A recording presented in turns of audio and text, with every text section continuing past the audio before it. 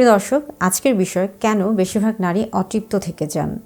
আজকের ভিডিওর মাধ্যমে জানবেন কেন এমনটা হয়ে থাকে। ভিডিও শেষে জানবেন এই ক্ষেত্রে করণীয় কী। শেষ পর্যন্ত সাথেই থাকুন, কারণ এই বিষয়টি শুধু সম্পর্কের ক্ষেত্রে না, বরং মানসিক স্বাস্থ্য এবং পারিবারিক শান্তির সাথে সম্পৃক্ত। আজকের ভিডিওটি বাংলাদেশ এবং বাংলাদেশের বাহিরে যারা UK, Europe, America, Canada, Australia, middle east সহ প্রবাসে বসবাস করছেন তাদের সকলের জন্য। হ্যালো ভিউয়ার্স, আসসালামু আলাইকুম। আমি ডক্টর নুসরাত জাহান দৃষ্টি, কাজ করছি sexual health educator, clinical councillor এবং ক্লিনিক্যাল সোশ্যাল ওয়ার্কার হিসেবে আমার verified YouTube channel sex edu with doctor দৃষ্টির সাথে। নারীর ক্ষেত্রে দেখা যায় কেন অতৃপ্তি থেকে যায়।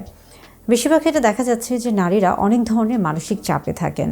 অনেক সময় কাজের চাপ, একাকিত্ব এবং ঘুমের ঘাটতি, বিশ্রামের অভাব সব কিছু মিলিয়ে তাদের মধ্যে একটা বিশাল ভারসাম্যহীনতা দেখা দিয়ে থাকে। আবার এই ক্ষেত্রে দেখা যায় যে অনেক সময় হরমোনের ভারসাম্যহীনতা হয়ে থাকে, যেমন কর্টিসল হরমোন বেড়ে যায়, সেক্স হরমোন কমে যায় এবং সব কিছু মিলে একটা চাপ তৈরি হয়ে থাকে। অনেক সময় অনেকে মনে করে থাকেন যে এই বিষয়গুলো নিয়ে কথা বলা ঠিক হবে না, অনেকে লজ্জা পান, অনেকে ভয় পান এবং যার কারণে সঙ্গীর সাথেও খোলামেলা কথা বলেন না। সব কিছু মিলে তারা বেশ কিছু দিক থেকে বা বিশেষভাবে তারা এক ধরনের চাপে থাকেন এবং সেখান থেকে তাদের মধ্যে আস্তে আস্তে এই অতৃপ্ত বিষয়গুলো পরিলক্ষিত হয়ে থাকে। এই ক্ষেত্রে বেশ কিছু ভুল ধারণা রয়েছে।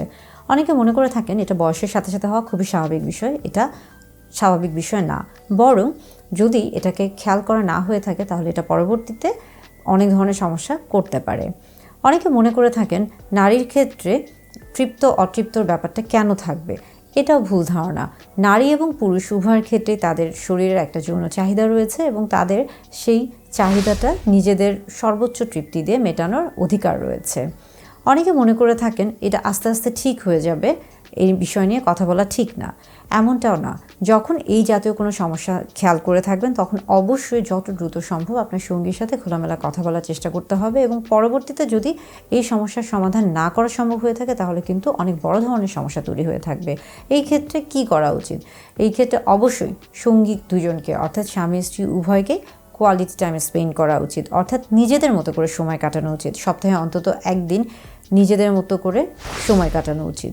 পাশাপাশি নো মোবাইল কাপল টাইম, অর্থাৎ ডিজিটাল ডিভাইস থেকে অন্তত 30 মিনিট, মোবাইল ফোন থেকে শুরু করে সকল ধরনের ডিজিটাল ডিভাইস থেকে নিজেদেরকে একা রাখতে হবে। অর্থাৎ স্বামী স্ত্রী যেই জায়গাটায় থাকবে সেখানে অন্য কোনো ধরনের তৃতীয় কোনো ব্যক্তি বা বস্তু কোনো কিছুর আদান প্রদান থাকবে না। পাশাপাশি প্রত্যেকটা বিষয়কে অবশ্যই কমিউনিকেশনের মাধ্যমে, অর্থাৎ যোগাযোগের মাধ্যমে অবশ্যই কথা বলতে হবে এবং এই ক্ষেত্রে কনসেন্টও খুবই গুরুত্বপূর্ণ একটা বিষয়। অর্থাৎ প্রত্যেকটা বিষয়ে সম্মতি থাকতে হবে দুজনের ক্ষেত্রে, স্বামী স্ত্রীর ক্ষেত্রে। অর্থাৎ এই ছোটো ছোটো বিষয়গুলোকে যদি খেয়াল করা হয়ে থাকে তাহলে খুব সহজেই নারীর যে অতৃপ্তি রয়েছিল সেটা খুব সহজেই মেটানো সম্ভব এবং একজন নারী খুব সহজেই সর্বোচ্চ যৌন তৃপ্তি লাভ করতে পারবেন।